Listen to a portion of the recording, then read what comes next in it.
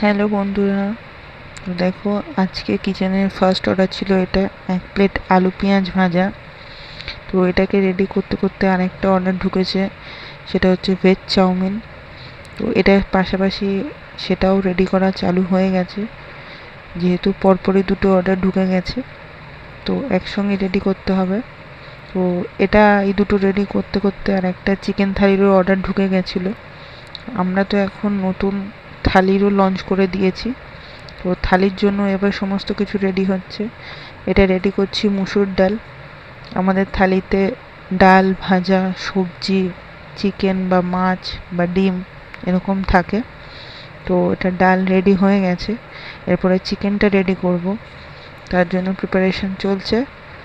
দিয়ে এবার চিকেনটাও রেডি হয়ে গেছে, তারপরে ফুল থালিটা রেডি করে হ্যান্ড ওভার করে দিয়েছি রাইনার দাদার কাছে।